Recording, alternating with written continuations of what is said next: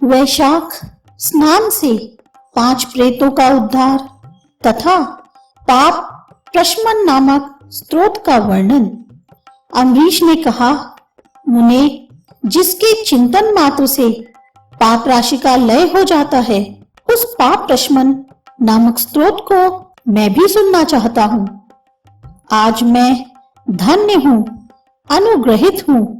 आपने मुझे उस शुभ विधि का श्रवण कराया जिसके सुनने मात्र से पापों का क्षय हो जाता है। वैशाख मास में जो भगवान केशव के कल्याणमय नामों का कीर्तन किया जाता है, उसी को मैं संसार में सबसे बड़ा पुण्य, पवित्र, मनोरम तथा एक माह सुकृत से ही सुलभ होने वाला शुभ कर्म मानता हूँ।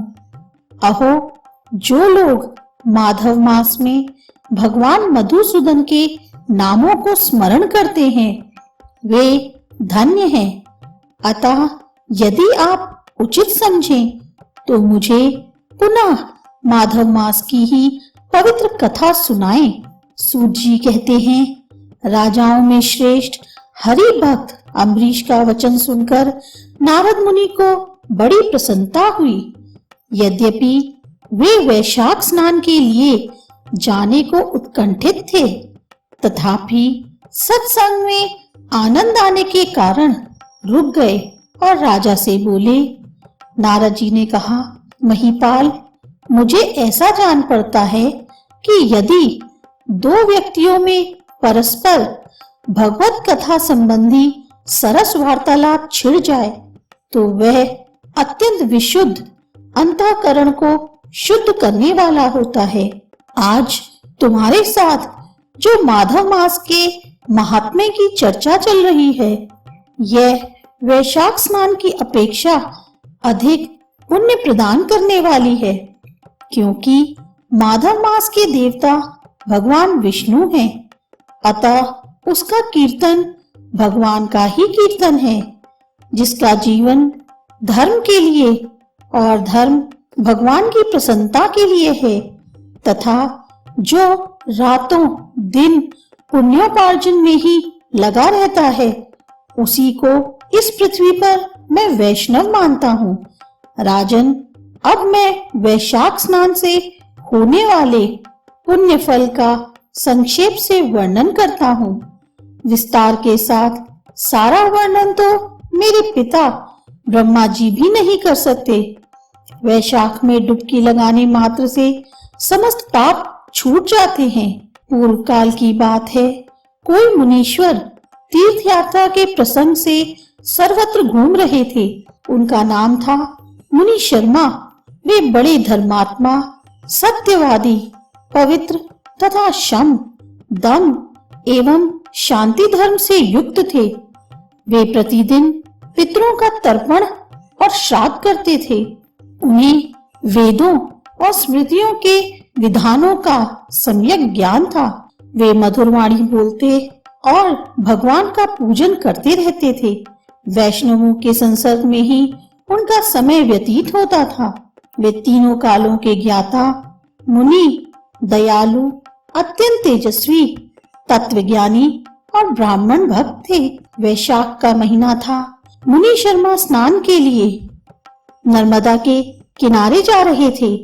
उसी समय उन्होंने अपने सामने 5 पुरुषों को देखा जो भारी दुर्गति में फंसे हुए थे। वे अभी-अभी एक दूसरे से मिले थे। उनके शरीर का रंग काला था। वे एक बरगद की छाया में बैठे थे और पापों के कारण उद्विग्न होकर चारों ओर दृष्टिपात कर रहे थे।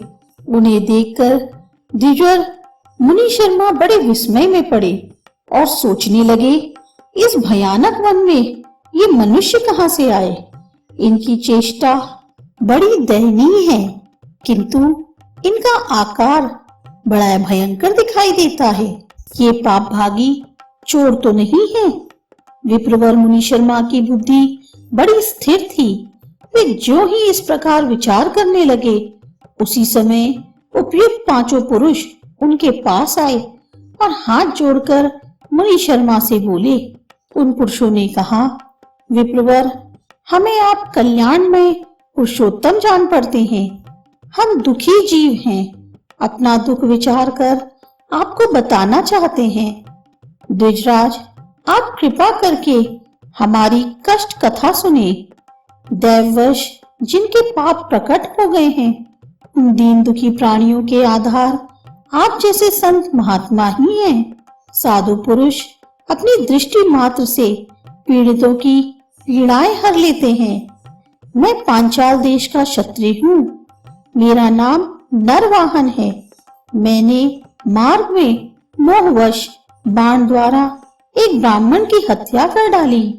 मुझसे ब्रह्म हत्या का पाप हो गया है, इसलिए शिखा, सूत्र और तिलक से रहित होकर इस पृथ्वी पर घूमता हूँ और सबसे कहता फिरता हूँ कि मैं ब्रह्म हत्यारा हूँ। मुझ महापापी ब्रह्मघाती को आप कृपा की भिक्षा दें। इस दशा में पड़े पड़े मुझे 1 वर्ष बीत गया। मैं पाप से जल रहा हूँ।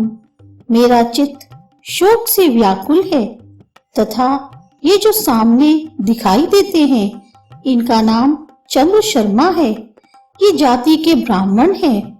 इन्होंने मोह से मलिन होकर गुरु का वध किया है। मगध देश के निवासी हैं। इनके स्वजनों ने इनका परित्याग कर दिया है। ये भी घूमते घामते दैवात यहाँ आ पहुंचे हैं। इनके भी ना शिखा है ना सूत्र। ब्राह्मण का कोई भी चिन्ह इनके शरीर में नहीं रह गया है। इनके सिवा जो ये तीसरे व्यक्ति हैं, इनका नाम देव शर्मा है। स्वामिन, ये भी बड़े कष्ट में हैं। ये भी जाति के ब्राह्मण हैं, किंतु मोहवश वैश्या की आसक्ति में फंसकर शराबी हो गए थे। इन्होंने भी पूछने पर अपना सारा हाल सच सच कह सुनाया है। अपने प्रथम पापाचार को याद करके इनके हृदय में बड़ा संताप होता है। ये सदा मनस्ताप से पीड़ित रहते हैं। इनको इनकी स्त्री ने, बंधु बांधवों ने तथा गांव के सब लोगों ने वहां से निकाल दिया है। ये अपने उसी पाप के साथ भ्रमण करते हुए यहाँ आए हैं। ये चौथे महाशय जाति के वैश्य हैं। इनका नाम विदुर है। ये गुरु पत्नी के साथ समागम करने वाले हैं। इनकी माता मिथिला में जाकर वैश्या हो गई थी।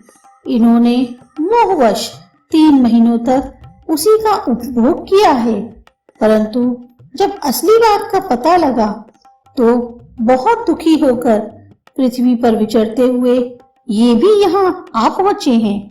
हम में से ये जो 5वें दिखाई दे रहे हैं, ये भी वैश्य ही हैं। इनका नाम नंद है। ये पापियों का संसर्ग करने वाले महापापी हैं। इन्होंने प्रतिदिन धन के लालच में पड़कर बहुत चोरी की है। पातकों से आक्रांत हो जाने पर इन्हें स्वजनों ने त्याग दिया है। तब ये स्वयं भी खिन्न होकर दैवात यहाँ आ पहुंचे हैं। इस प्रकार हम 5 महापापी एक स्थान पर जुट गए हैं। हम सब के सब दुखों से घिरे हुए हैं। अनेकों तीर्थों में घूम आए, मगर हमारा घोर पातक नहीं मिटता। आपको तेज से उद्दीप्त देखकर हम लोगों का मन प्रसन्न हो गया है। आप जैसे साधु पुरुष के पुण्यमय दर्शन से हमारे पातकों के अंत होने की सूचना मिल रही है। स्वामिन, कोई ऐसा उपाय बताइए जिससे हम लोगों के पापों का नाश हो जाए। प्रभु, आप वेदार्थ के ज्ञाता और परम दयालु जान पड़ते हैं।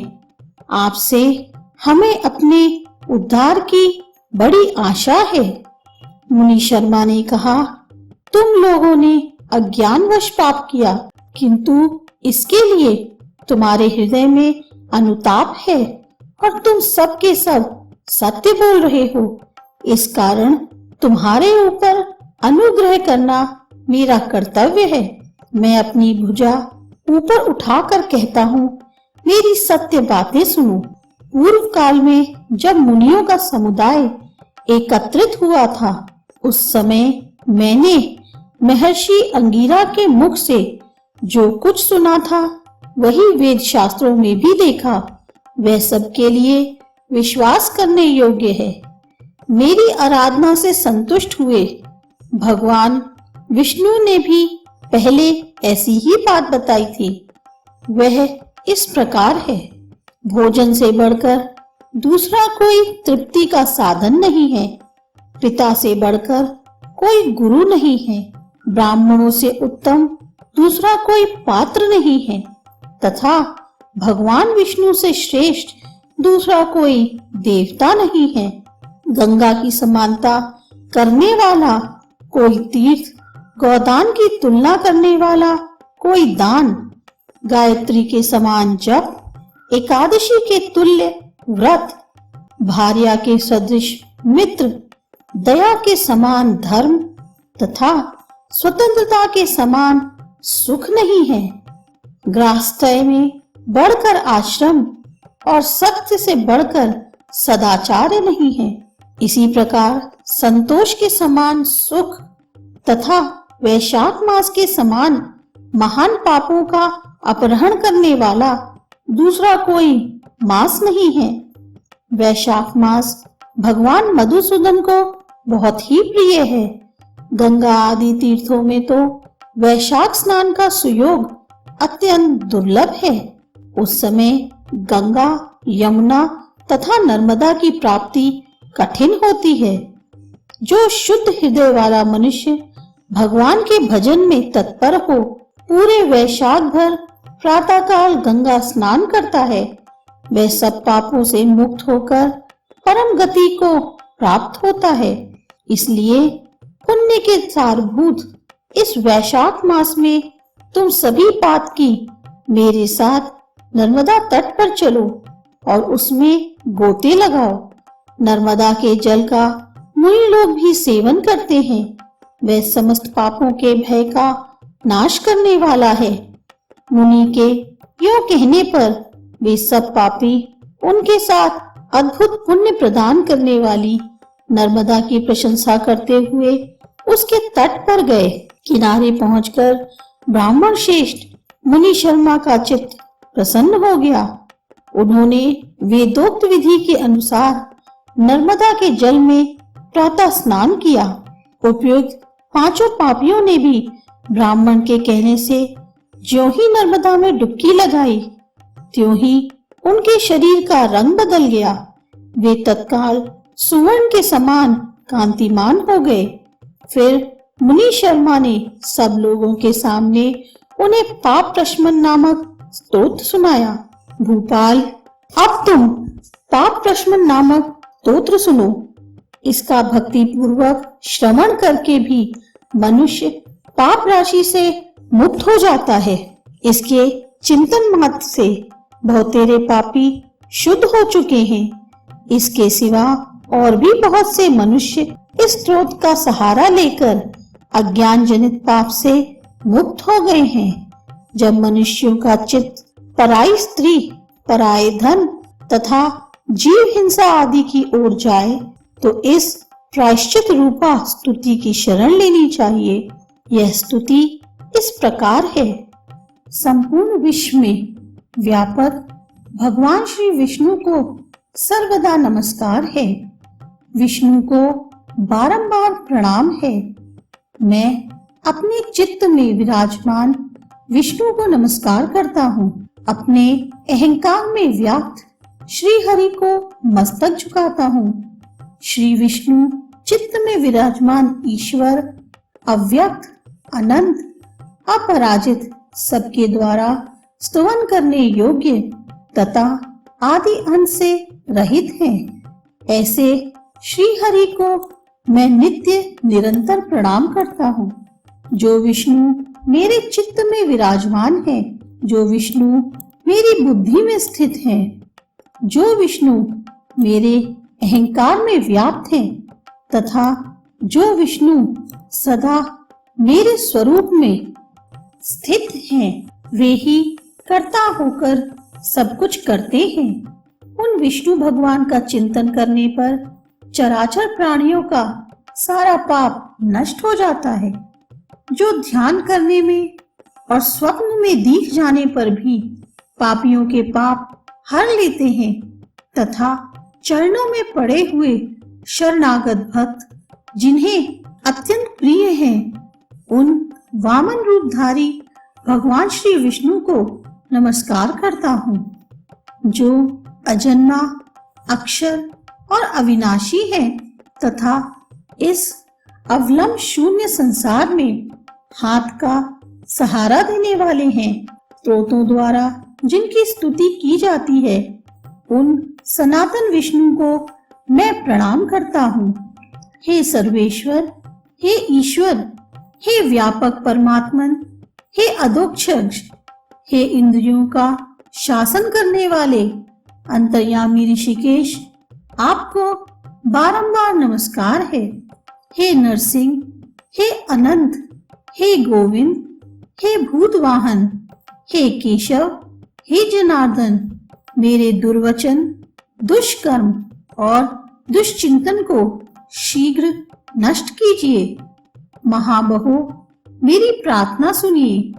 अपने चित्त के वश में होकर मैंने जो कुछ बुरा चिंतन किया हो उसको शांत कर दीजिए। ब्राह्मणों का हित साधन करने वाले देवता गोविंद, परमार्थ में तत्पर रहने वाले जगन्नाथ, जगत को धारण करने वाले अच्युत, मेरे पापों का नाश कीजिए। मैंने पूर्वा, सायाह्न, मध्याह्न तथा रात्रि के समय शरीर, मन और वाणी के द्वारा जानकर या अनजान में जो कुछ पाप किया हो वह सब ऋषिकेश, पुंडरीकाक्ष और माधव, इन 3 नामों के उच्चारण से नष्ट हो जाए। ऋषिकेश, आपके नमोच्चारण से मेरा शारीरिक पाप नष्ट हो जाए। पुंडरीकाक्ष, आपके स्मरण से मेरा मानस पाप शांत हो जाए तथा माधव, आपके नाम कीर्तन से मेरे वाचिक पाप का नाश हो जाए। मैंने खाते, पीते, खड़े होते, सोते, जागते तथा ठहरते समय मन, वाणी और शरीर से स्वार्थ तथा धन के लिए जो कुत्सित योनियों और नरकों की प्राप्ति कराने वाला महान या थोड़ा पाप किया है, वह सब भगवान वासुदेव का नामोच्चारण करने से नष्ट हो जाए। जिसे पर ब्रह्म, परम धाम और परम पवित्र कहते हैं, वह तत्व भगवान विष्णु ही है। इन श्री विष्णु भगवान का कीर्तन करने से मेरे जो भी पाप हों वे नष्ट हो जाएं। जो गंध और स्पर्श से रहित हैं, ज्ञानी पुरुष जिसे पाकर पुनः इस संसार में नहीं लौटते, वह श्री विष्णु का ही परम पद है। वह सब मुझे पूर्ण रूप से प्राप्त हो जाए। यह पाप प्रशमन नामक स्तोत्र है। जो मनुष्य इसे पढ़ता और सुनता है, वह शरीर, मन और वाणी द्वारा किए हुए पापों से मुक्त हो जाता है। इतना ही नहीं, वह पापग्रह आदि के भय से भी मुक्त होकर विष्णु के परम पद को प्राप्त होता है। यह स्तोत्र सब पापों का नाशक तथा पाप राशि का प्रायश्चित है। इसलिए श्रेष्ठ मनुष्यों को पूर्ण प्रयत्न करके इस स्तोत्र का पाठ करना चाहिए। राजन, इस स्तोत्र के श्रवण मात्र से पूर्व जन्म तथा इस जन्म के किए हुए पाप भी तत्काल नष्ट हो जाते हैं। यह स्तोत्र पाप रूपी वृक्ष के लिए कुठार और पापमय ईंधन के लिए दावानल है। पाप राशि रूपी अंधकार समूह का नाश करने के लिए यह स्तोत्र सूर्य के समान है। मैंने संपूर्ण जगत पर अनुग्रह के लिए इसे तुम्हारे सामने प्रकाशित किया है। इसके पुण्यमय महात्मा का वर्णन करने से स्वयं श्री हरि भी समर्थ नहीं।